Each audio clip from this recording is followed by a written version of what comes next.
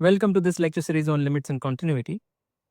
अभी तक हमने ओपन सेट्स और इंटीरियर की बात करी है, दोनों बहुत ही रिलेटेड कॉन्सेप्ट्स हैं। आज के लेक्चर में हम क्लोज्ड सेट्स पर बात करेंगे, जो कि एक काउंटर पार्ट है ओपन सेट्स का। एक जो नोशन हमने डिफाइन पहले किया था नेबरहुड का, neighbourhood of any point is just an open set containing it. और एप्सिलॉन नेबरहुड जब हम बोलते हैं तो that is the open interval of this particular sort that contains it, this particular open interval that contains it in fact. Okay, और ये कुछ important properties of open sets. और यहाँ पे मैं फिर से एक बार बोल दूँ कि रियल नंबर्स को भी ओपन बाय कन्वेंशन नहीं, वेल रियल नंबर्स तो ओपन है, एम्प्टी सेट को ओपन बाय कन्वेंशन बोला जाता है। सो वो यहाँ लिखा हुआ है, the empty set is open by convention. Real numbers are open by definition, इस डेफिनेशन से आ जाएगा। ओके, लास्ट लेक्चर में हमने इंटीरियर की बात करी थी। So interior of a set consists of those points जिनके अराउंड एक रूम मिल जाएगा such that this entire room is contained in the set. Proper definition यहाँ लिखी हुई है। It turns out कि interior of any set is an open set, or in fact it is the largest open set contained in a given set. Largest in a particular sense. इस sense में वो largest है। Okay, सो हमने ये सारी बातें करी थी, अब आगे बढ़ते हैं। Some problems for practice, and now let us get started.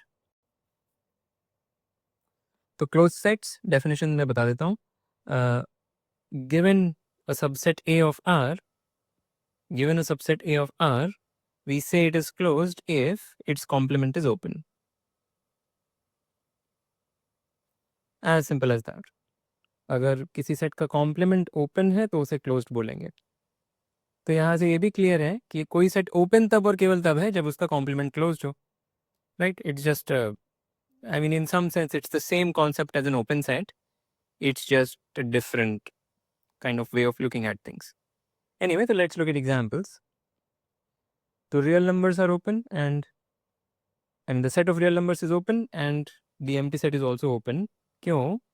क्योंकि इसका कॉम्प्लीमेंट है एम्प्टी सेट और empty set is open by convention, और इसका कॉम्प्लीमेंट है set of all reals which is open. So both of these are closed sets. Singletons are closed. So for instance कोई सा भी single turn हमने ले लिया, ये नंबर मान लेते हैं x है. Why is this thing a closed set? ये जो सेट है दिस इज क्लोज्ड. क्या रीज़न है? इसका कॉम्प्लीमेंट ओपन हमें दिखाना है, पर इसका कॉम्प्लीमेंट है क्या? इसका कॉम्प्लीमेंट इज दिस सेट.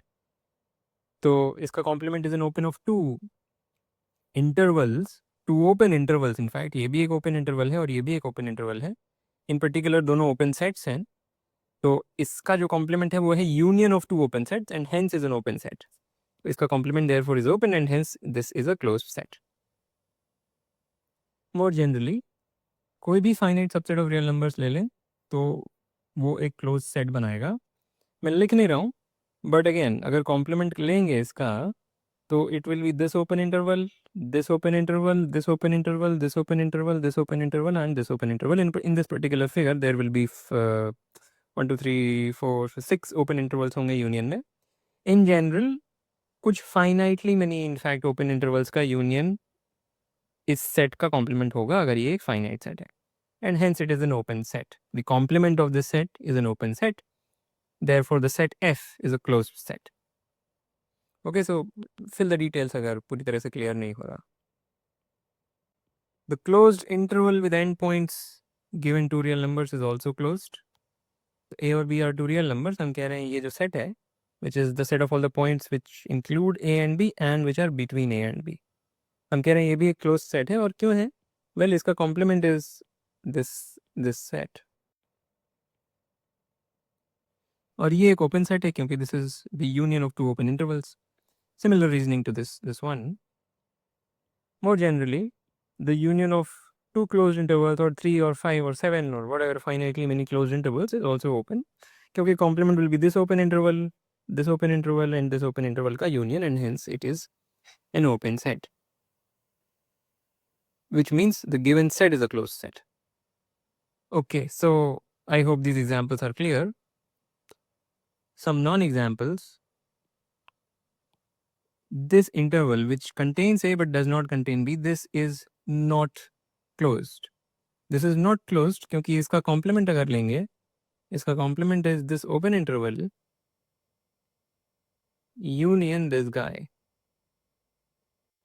पर ये एक ओपन सेट नहीं है क्योंकि अगर बी के अराउंड कोई भी नेबरहुड लें वो इस सेट में कंटेन नहीं हो सकता। अगर हम बी के अराउंड कोई नेबरहुड लें, so that will not be contained here because this neighborhood will necessarily intersect the set that is over here. अगर इस सेट को मैं ए बोल दूं तो बी का कोई भी नेबरहुड ए को इंटरसेक्ट करेगा और उस वजह से यहाँ कंटेन नहीं हो सकता क्योंकि ये कॉम्प्लीमेंट है ए का। उस वजह से ये जो चीज़ है, जो सेट ए है, वो एक क्लोज्ड सेट नहीं है। फर्दर ये एक ओपन सेट भी नहीं है क्योंकि अगर मैं इसका नेबरहुड लेता हूँ, जो ये पॉइंट ए में तो है ही सही, पर इसका कोई भी नेबरहुड लूंगा तो वो ए में कंटेन नहीं हो सकता क्योंकि उसमें ये वाले पॉइंट्स भी आ जाएंगे जो है कि लेफ्ट साइड में है। So this is an example of a set that is neither open nor closed. So ऐसा कोई ज़रूरी नहीं है कि कोई सेट या तो ओपन होगा या क्लोज होगा। भाषा में ऐसा लगता है कि कोई चीज़ या तो ओपन है या क्लोज है, खुली है या बंद है, पर जो मैथमेटिकल डेफिनेशंस हैं उनके अंडर ये बात सही नहीं है। So this is an example, this set is neither open nor closed.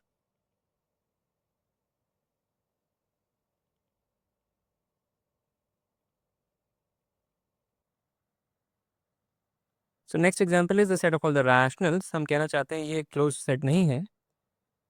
Again to show it is not closed we want to show it's complement is not open, पर इसका complement ये है। हमें शो करना है ये ओपन नहीं है। मान लेते हैं ओपन है। अगर ये ओपन है तो इसका कोई भी पॉइंट लें, उस पॉइंट के अराउंड एक नेबरहुड होना चाहिए जो यहीं पर कंटेन हो, यानी उस नेबरहुड के सारे पॉइंट्स ही इरेशनल होने चाहिए। पर कोई भी नेबरहुड किसी भी पॉइंट का लें तो उसमें रैशनल नंबर्स तो डेफिनेटली होंगे क्योंकि किसी भी ओपन सेट में रैशनल नंबर्स तो होंगे ही होंगे।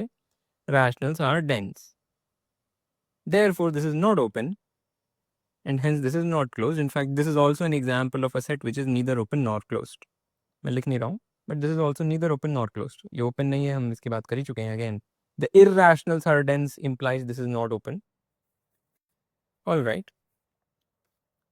So yeah, so this is the definition. Make sure all of this is clear. It's very very simple. It's just open set अगर समझ में आ गया तो closed set भी समझ में आ गया. But there are some interesting properties जो हम आज सीखने वाले हैं जो बहुत immediately obvious नहीं है by definition. Okay. So these are again the easy properties. जैसी प्रॉपर्टीज़ हमने ओपन सेट्स की देखी थी वैसे ही क्लोज सेट्स की भी हैं। हम कह रहे हैं the union of any two close sets is also closed. Try to prove this by yourself. So मैं एकदम फॉर्मल प्रूफ लिखने वाला हूँ, कुछ इसमें खास समझाना नहीं है। Suppose we have two close sets, we want to show कि उनका यूनियन क्लोज्ड है, that is closed, that is हमें शो करना है इनका कॉम्प्लीमेंट, ए यूनियन बी का कॉम्प्लीमेंट इज ओपन, ये दिखाना है by definition. But that is the same as saying by basic set theory this is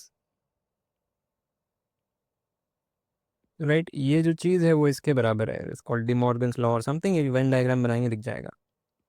so we want to show this is open, पर क्या ये ओपन है? Yes, because this is open, this is also open and therefore the union is open. ये open है क्योंकि ए close था और ये ओपन है क्योंकि बी क्लोज था, तो ये दोनों ही ओपन है और किन्हीं भी दो ओपन सेट्स का इंटरसेक्शन भी ओपन ही होगा। तो एक बात शायद मुझे पिछले स्लाइड में बोल देनी चाहिए थी कि empty set is closed, right. Real numbers and empty set are also closed, because ये तो शायद बोला ही था मैंने, हाँ तो ये बता चुका हूँ मैं। Anyway, so this is a obvious lemma. इसी का जनरलाइजेशन, इसका जनरलाइजेशन कि union of any finitely many close sets is again closed. दो सेट्स के लिए कर दिया, तीन सेट्स के लिए बाय इंडक्शन हो जाएगा। Very very simple thing. अगर ए बी और सी क्लोज्ड हैं तो उन तीनों को यूनियन को हम ऐसे लिख सकते हैं, ए क्लोज बी क्लोज, तो ए union be close by the previous lemma. This is closed, union this is closed, so this is also closed by the previous lemma. That's it. So this is just like what we saw in open sets. इसमें कुछ भी नया नहीं है। And again just like we saw in open sets, उन्हीं के सब counterpart चल रहे हैं. The union of infinitely many close sets may not be closed. Union of any finitely many close sets is again closed. ये तो ठीक है, बट अगर हम इनफाइनाइटली मेनी क्लोज सेट्स ले लें और उनका यूनियन लें तो ज़रूरी नहीं है कि क्लोज सेट ही मिलेगा. So let me quickly give an example. खुद से एग्जाम्पल सोचे, ज़्यादा अच्छा है. Here is one example. Define A n as this closed set. This thing for, let's say we start with 2. 1 से भी कर सकते थे बट 2 से कर लेते हैं. So this is A n for each n. हम कह रहे हैं इनका यूनियन क्लोज नहीं है. हर एक ए एन तो क्लोज है, हम कह रहे हैं इनका यूनियन क्लोज नहीं है. Here is a pictorial way of looking at it. What is A2? 2 से स्टार्ट हो रहा है. What is A2? A2 is this much, आधा. फिर व्हाट इज A3? A3 यहाँ तक जा रहा है, 2/3 तक. A4 जाएगा 3/4 तक. फिर ये बढ़ते जा रहे हैं, बढ़ते जा रहे हैं, पर कभी भी 1 तक नहीं पहुँचेंगे, पर 1 के जितना करीब चाहें उतना करीब पहुँच जाएंगे.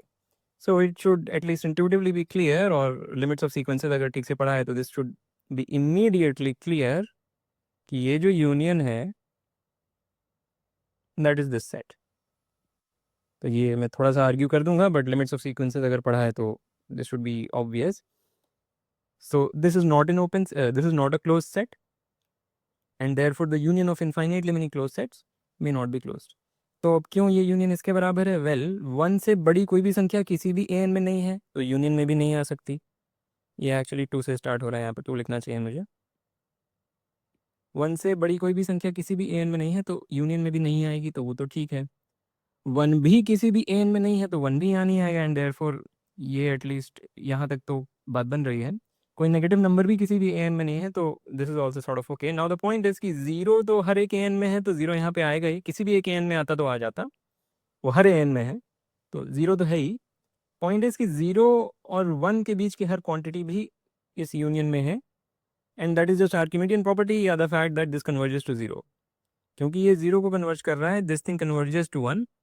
तो कोई भी रियल नंबर बिटवीन 0 एंड 1 अगर आप लेंगे तो वो किसी ना किसी एन में आ जाएगा. In fact ultimately they will, that particular number will lie in N.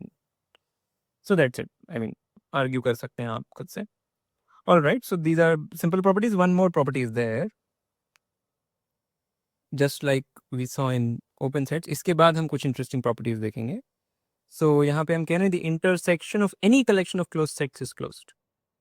Union में केवल फाइनाइटली में नहीं कर सकते, पर इंटरसेक्शन कोई भी कलेक्शन ऑफ क्लोज सेट्स लेंगे, इंटरसेक्शन क्लोज ही आएगा. मैं भी एक एग्जांपल मैं यहाँ लिख देता हूँ शुरू करने के पहले. यहाँ पे so just just some example, कुछ खास बात नहीं है. Suppose A n is this, सारे के सारे क्लोज हैं, इनका इंटरसेक्शन क्या है? Intersection is the set 0. You can argue कि ये 0 होगा. Again this is just Archimedean property. So just one sort of small illustration of this particular lemma. We will write a general proof. So let this be a collection of closed sets.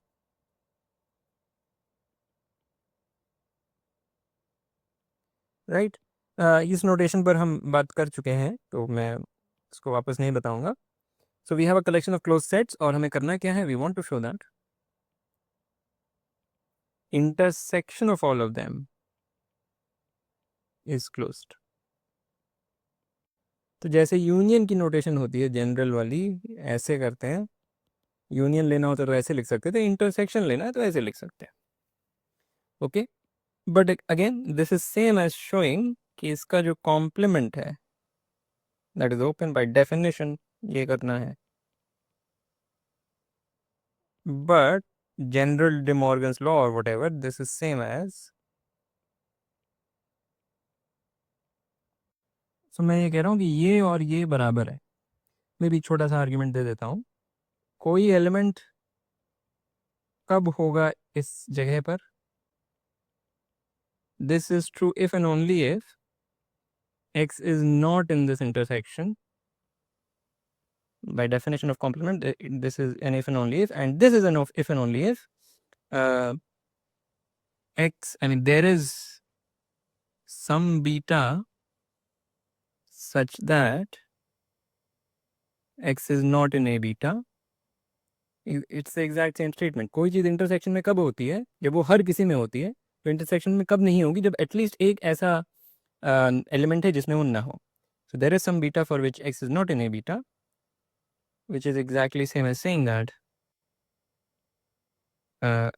there exists beta such that x is in the complement of a beta. यानी कि कोई एक element j का ऐसा है जिसके corresponding जो complement है उसमें x है, which is same as saying कि x is in the union of the complements. क्योंकि किसी एक में वो आ गया तो यूनियन में आ गया. राइट. तो हमने एक आर्बिट्ररी एलिमेंट x उठाया यहाँ पर और शो कर दिया वो यहाँ पर है, और these are all double implications. तो this set is equal to this set. Okay. Now we want to show that this is open. पर ये ओपन है क्योंकि these are open by definition. A alpha is closed, so this is open, and union of any collection of open sets is open. That's it. So this is what we wanted to show, but it is equivalent to showing something true. So this is true. All right, so all of this should be clear क्योंकि it's a very parallel discussion to open sets. Next two slides will be interesting. Okay, so we are saying कि कोई भी subset ले लें real numbers का, these two things are equivalent. पहला statement is कि वो सेट क्लोज्ड है, और दूसरा स्टेटमेंट इज कि अगर कोई भी कन्वर्जेंट सीक्वेंस उठाया जाए जिसका हर एलिमेंट उस सेट में लाई करता है, तो जो लिमिट है इस सीक्वेंस की वो भी उसी सेट में लाई करती है. तो क्लोज सेट्स का एक ऑल्टरनेटिव डिस्क्रिप्शन है in terms of convergence. Okay, so it's very interesting. Try to prove this. Hard नहीं है. Okay, so 1 implies 2, ये तो बहुत ही easy है. In fact, दोनों ही directions easy हैं, पर interesting, lemma interesting is all I'm saying. Okay, तो इसको मैं थोड़ा डायग्रामेटिकली समझाने की कोशिश करता हूँ पहले, और जो डायग्राम मैं बनाऊंगा वो रियल नंबर्स में नहीं बनाऊंगा. रियल नंबर में प्रॉब्लम है कि वो सब कुछ एक लाइन में होता है तो बनाना बड़ा मुश्किल हो जाता है. मैं ब्लॉब्स बनाऊंगा. So I will denote A by this blob. So when 1 implies 2 prove करना चाह रहे हैं, so we are assuming that A is a closed set. So let's say this is denoting our set A. Again, जो हम prove कर रहे हैं वो रियल नंबर्स के बारे में है, पर डायग्राम में ऐसा बना रहा हूँ जैसे R2 में बना रहे हूँ. बट ये एब्स्ट्रैक्ट डायग्राम है. बात को समझने के लिए जब हम जनरल टोपोलॉजी पढ़ते हैं तो ये सारे कॉन्सेप्ट जो हम पढ़ रहे हैं, ओपन सेट, क्लोज सेट, ये जनरल टोपोलॉजी में बहुत हाई लेवल पे जनरलाइज हो जाते हैं. तो फिर जब समझाना होता है तो ऐसे ही डायग्राम्स बनते हैं. तो अच्छा इन डायग्राम्स से अभी फेमिलियर हो जाए. तो ये हमारा सेट ए है, हम मान रहे हैं वो क्लोज्ड है. हमें शो करना है कि अगर हम कोई कन्वर्जेंट सीक्वेंस इस सेट में उठाएं, so let's pick, so assume A is closed.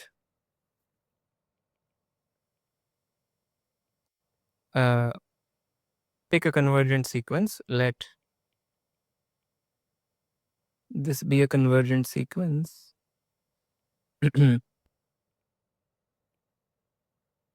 तो जब मैं बोल रहा हूँ कन्वर्जेंट सीक्वेंस इन ए का मतलब हो गया कि हर एक element x n lies in A, बस शॉर्ट में लिखा हूँ. So we want to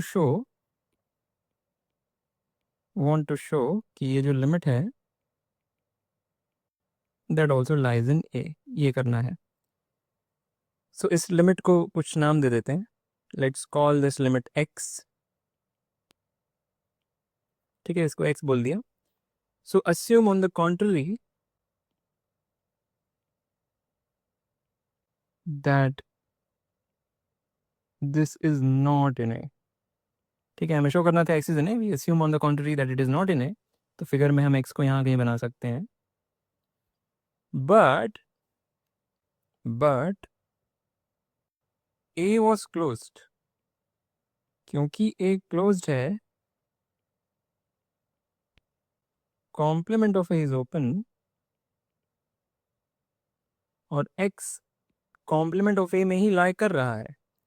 so there is some open, so there is some epsilon greater than 0 such that जो एप्सिलॉन नेबरहुड है ऑफ द पॉइंट x वो complement में contained है। Figure में ऐसे बना सकते हैं, राइट। सो फिगर में हमने ऐसे उस एप्सिलॉन नेबरहुड को एक सर्कल की तरह से दिखा दिया, एक डिस्क की तरह से, रादर एक ओपन डिस्क। अगेन सब कुछ 4 रियल नंबर्स में रहा है, वो डायग्राम बस हम अपनी सहूलियत के लिए बना रहे हैं। बट ये जो सीक्वेंस है ये कन्वर्ज एक्स पर कर रहा है, बट क्योंकि जो सीक्वेंस है वो एक्स पर कन्वर्ज कर रहा है, वी नो कि x n lies in this neighbourhood ultimately, where U epsilon से मेरा मतलब है, मैं बताऊंगा क्या है। U epsilon is this,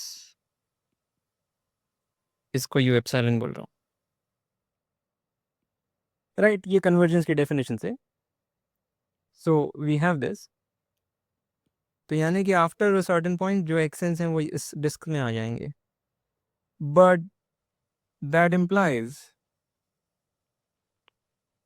action is not in A ultimately.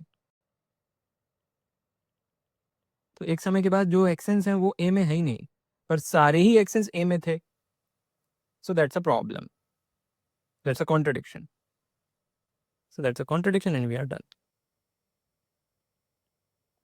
Okay, so very simple proof. Now let's look at 2 implies 1. Assume 2 want to show A is closed. Okay, suppose not, suppose A is not closed. इसका मतलब हुआ कि जो complement of ए है वो open नहीं है, ठीक है। तो इसका मतलब क्या है? ओपन का मतलब होता है, कोई सेट को ओपन तब बोलते हैं जब उसमें कोई भी पॉइंट लें तो there is a neighbourhood of that point that is contained in the set. So not open का मतलब हो गया कि there is at least one point in the set जिसका कि कोई भी नेबरहुड यहां पर कंटेन्ड नहीं है। सो दस there is a point x in this set such that no neighborhood of x is contained in this thing.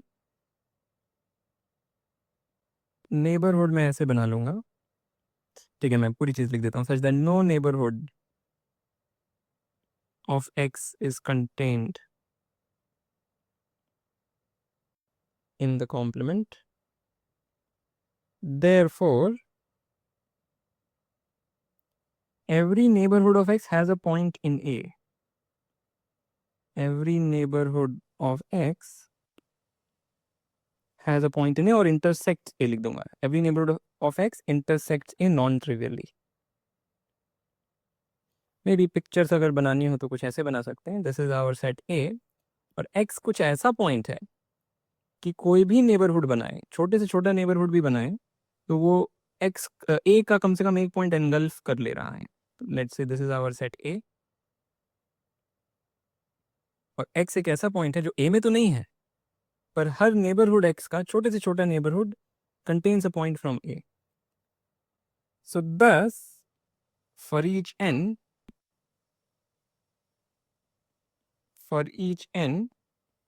there is a point xn in A and also in this neighborhood.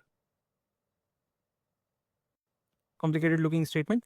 x का हर neighbourhood intersect से non ट्रिवियली, तो कोई भी n fix कर दिया, कोई भी natural number fix कर दिया, तो ये जो नेबरहुड ऑफ x है इसमें भी a का कोई ना कोई पॉइंट होगा, यानी कि this thing intersection a has some point, उसको xn नाम दे दिया, right. So xn is a point in A which is 1 by n close to x. xn, so for instance x1 का डिस्टेंस x से 1 से बड़ा नहीं है, फिर x2 का हाफ से बड़ा नहीं है, and so on dot dot dot dot dot dot xn का डिस्टेंस x से 1 by n से ज़्यादा बड़ा नहीं है। सो वी सी कि ये जो सीक्वेंस है ये है तो A में ही, this is a sequence in A is a sequence in A with limit of that sequence, ये convergent sequence है क्योंकि x के करीब और करीब आता जा रहा है, limit of this sequence is x, but that means by hypothesis कि x is in A. by this statement जो हमने assume किया था कि true है, क्योंकि xn is a sequence in A and it's a convergent sequence, तो उसकी जो लिमिट है वो भी A में ही होगी, which means x is in A, but we started with the assumption कि I mean x was chosen so that x is not in A, right? So that's it.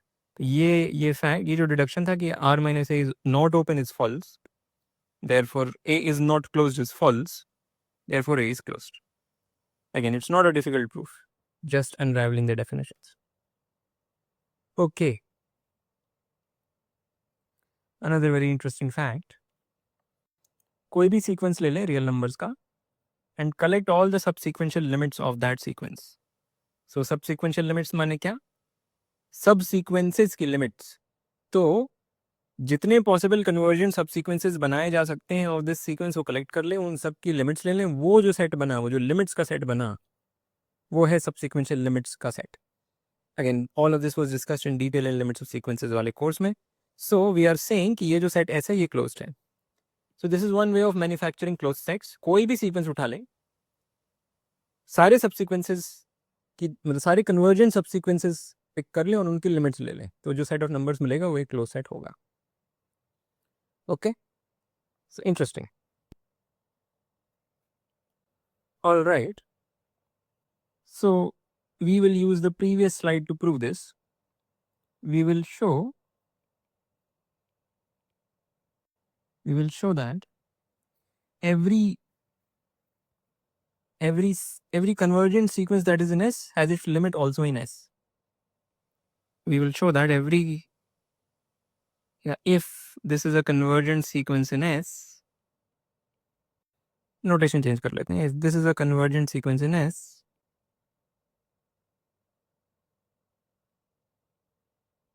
then the limit is also in S. Right? By the previous slide, this is enough to do. Okay. All right. So fix such a sequence and say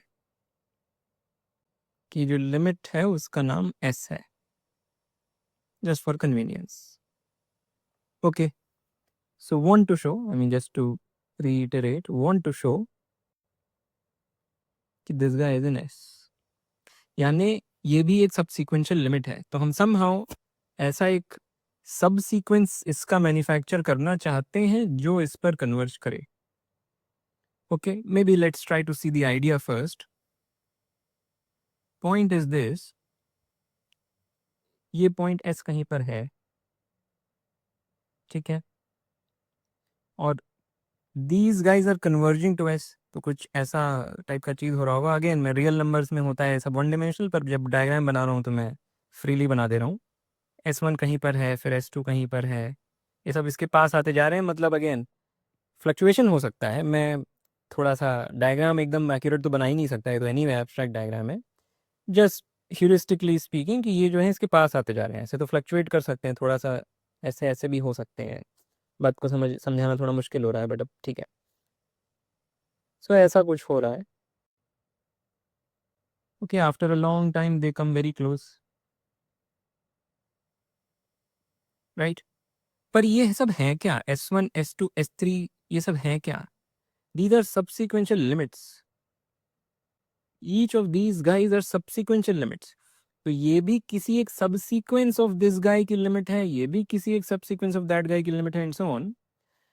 ठीक है, तो हम क्या कर सकते हैं कि इसके पास हम एक पॉइंट ढूंढ सकते हैं x1 का, सॉरी इसके पास एक पॉइंट ढूंढ सकते हैं उस सीक्वेंस का जो इससे बहुत दूर नहीं है, लेट्स से डिस्टेंस 1 से ज़्यादा नहीं है. तो ये जो लाइन सेगमेंट है, this is trying to denote कि the distance of this point with a point of the original sequence is not more than 1. यहाँ 1 लिख देता हूँ. अगेन ये एक सबसीक्वेंशियल लिमिट है, तो कोई एक सबसीक्वेंस इसका ऐसा है जो इस पॉइंट पर कन्वर्ज कर रहा है, यानी कि It's just exactly the same as saying कि xn, I mean it implies, not exactly the same, but it implies that this is less, sorry, it implies that this is less than 1 frequently. Infinitely many of these xn's will come one close to s1 क्योंकि this is a subsequential limit. Okay, I am anyway assuming limits of sequences ठीक से पढ़ा हुआ है. All right. Similarly, xn minus s2 is less than half frequently. For the same reason, this is a subsequential limit of this guy, so this must happen. अब क्योंकि ये frequently हो रहा है यानी इन्फाइनेटली में n के लिए ये चीज़ हो रही है, तो हम एक n2 ऐसा ढूंढ सकते हैं जो n1 से बड़ा है और ये बात सेटिस्फाई करता है. So we can make this diagram, right. Similarly हम एक n3 ऐसा ढूंढ सकते हैं जो n1 से बड़ा है, तो यहाँ मैं लिख दूँ n2 is greater than n1. एक n3 ऐसा ढूंढ सकते हैं जो n2 से बड़ा है और वो s3 से जो उसकी डिस्टेंस है वो नॉट मोर देन 1/3 है या लेस देन 1/3. तो अब क्योंकि ये s को कन्वर्ज कर रहे हैं और ये जो सीक्वेंस हमने बनाया ये एक सब सीक्वेंस है ओरिजिनल सीक्वेंस का, because of n2 greater than n1, उल्टा लिख देना चाहिए था, n1 dominated by n2 dominated by n3 and so on. Because of this condition, ये जो चीज़ हमने बनाई this is a subsequence of that guy. अब क्योंकि ये इसको कन्वर्ट कर रहे हैं और ये इसके पास पास चल रहे हैं, इनके और पास आते जा रहे हैं, ये भी इनको कन्वर्ट कर जाएंगे, वो फिगर में सॉर्ट ऑफ दिख भी रहा है. ओके, तो ये तो ज्योमेट्रिक या सॉर्ट ऑफ मतलब विजुअल एक्सप्लेनेशन हो गया. अब इसी बात को हम प्रूफ में कन्वर्ट करेंगे. All right, so just writing that thing out formally, since s1 is a subsequential limit, maybe fix epsilon greater than 0. Now say, or in fact we know कि कोई एक कैपिटल N ऐसा है such that this is less than epsilon by 2 for all, right? This is simply because of this equation. So think of it like this कि after time capital N ये सब कुछ epsilon by 2 ball में आ जाएंगे, ये जितने भी SIs हैं ये epsilon by 2 बॉल में आ जाएंगे. Okay, so we have that. And now since S1 is a subsequential limit, we know this happens frequently, and thus there exists a natural number n1 such that this is less than 1. Similarly, since S2 is a subsequential limit, we know this happens frequently, and thus कोई एक n2 ऐसा है जो n1 से बड़ा है such that this is less than half, and so on and so on. तो ऐसे हमें एक sequence of natural numbers मिल जाएगा, is a sequence of naturals such that this is less than 1 by k. All right, and therefore if n is greater than equal to n, well let capital K be such that 1 by k is less than epsilon by 2. अब ये मैं क्यों कर रहा हूँ ये समझ में आ जाएगा. अगेन लिमिट्स ऑफ सीक्वेंसेस पढ़ा है तो ये सब बुक कीपिंग ही है. ऐसा एक कैपिटल के हम ढूंढ सकते हैं, ठीक है. So then if n is larger than both capital N and या नहीं n नहीं लिखता हूँ, if little k is larger than capital N and capital K, then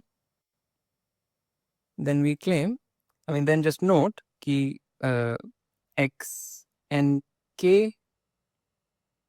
x little n के माइनस एस, इसको मैं ऐसे लिखूंगा एक्स एन के माइनस